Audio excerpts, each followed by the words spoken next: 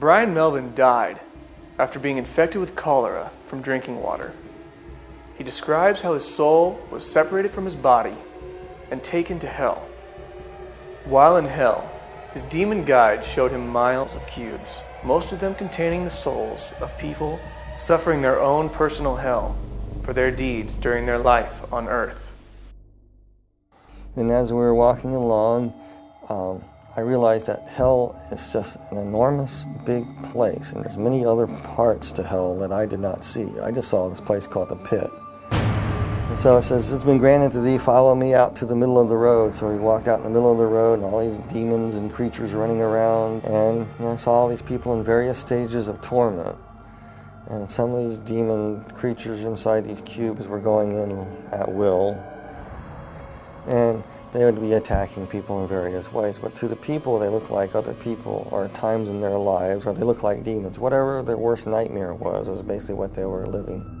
We walked along to another cube, looked inside of another individual that was there, and it reminded me of an old sailing ship. And this guy used to be a captain of the ship, and he was being flogged. Things that he did on this old sailing ship, he did it for pleasure for these people because it was his ship, and he liked to be mean to his crew, and it was being meted back to him. I noticed this being, this creature looking at me. It was in a cube at first, and the person who was looking at this this creature is one of those tall creatures with the faces that went around, but it was of a beautiful purplish color in a way, kind of a beautiful creature, but hideous at the same time. And with its faces revolving around, very seductive, very, very flattering, very, very persuasive. It would try to plant thoughts in your mind, trying to tell you, why would such a good God allow people to suffer like this? It was trying to get me to curse God. I really don't know who the demon creature was. I know he had great power and authority. He either was the second in command or he could have been Satan himself. This one vortex was spinning, and a lady that had just died in a car wreck came through, and she was deposited right there. And I saw her as she arrived, and inside her cube, she saw it as the illusion of her grandmother's farm, her grandparents' farm that she loved so well as when she was growing up. And her grandmother recently passed away too, so she got in this cube, and immediately she thought she was in heaven because there was a grandmother waiting there welcoming her. The grandmother that was actually a demon that gave the illusion of being the grandmother said, "Dear Pudding, you made it to heaven. I'm so glad you're here." And she really thought that she was in paradise. But there was a darker side to her. She would make her children be what she wanted. Her children wanted something else. She wanted them to be this. And if they didn't do it her way, it was the fist. It was verbal abuse. It was cutting down. So as she sat down, I was watching it, and the tree's limbs just grabbed her. And then she realized she was not in paradise. And as we passed some cubes, there were people inside, and they were trapped in flames. And it was like their skin was still intact, but they were burning. And there was an individual, and he was playing pool. And this guy was a child serial killer, but he lived in the 1940s. And he was in this pool hall playing this pool before the punishments would commence again. He thought he had a break. And then these people in there would torment him and come and run and just grab him and tear him up. And out of the sky I could see this big demon coming down. It reminds me of a snake. He just gobbled him and swallowed him.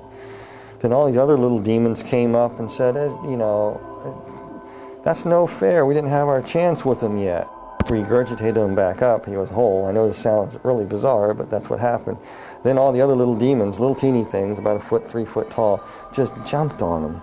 And he was powerless. And they were beating him and clawing him. And there was no rest for this guy whatsoever after that. It was constant torment. Everything that he ever done was being justly put back to him. I came to a cube, and I was looking at this, and this was a woman. She was dressed in fine garb. She was a temple prostitute, basically what it was. And she was somebody who died in Corinth around 69 AD. For a price, you would have a newborn son. For some reason, their religion was some strange thing. When you have a newborn son, you can offer it into a statue, and there's flames underneath the statue. You put the baby on the statue, and basically the baby would be cooked. And here she is in this temple. There was no let up to her torment. It was almost like all the little babies that she burned that were hers and other people's were tormenting her, mocking her, pouncing on her, just crawling and tearing her up. And she just screamed, and I had to turn away and walk.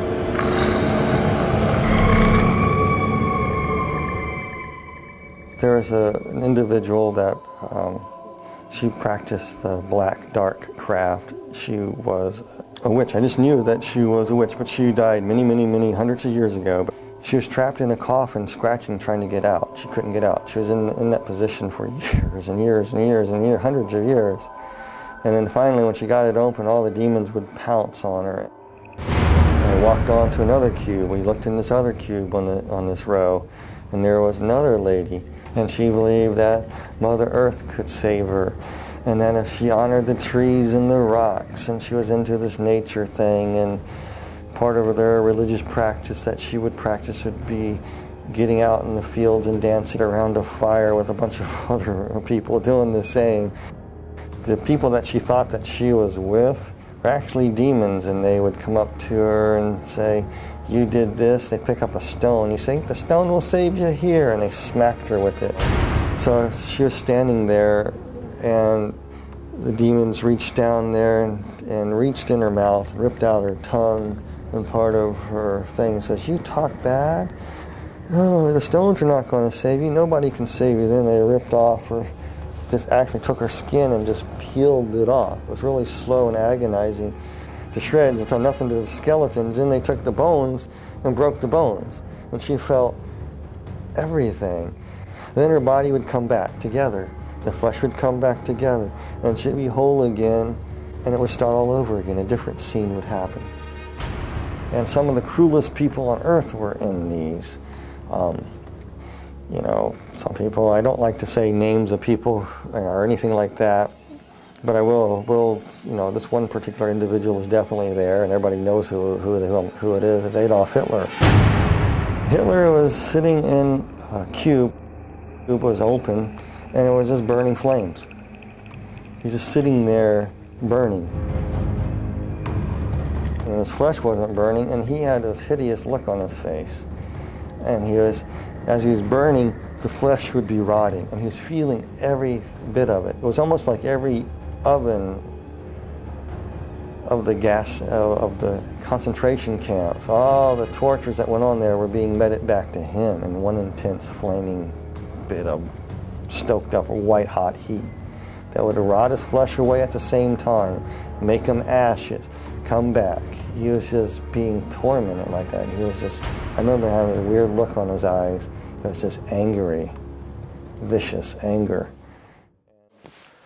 When we return, Bryan Melvin tells how for a moment he thought he may be trapped in hell for all eternity.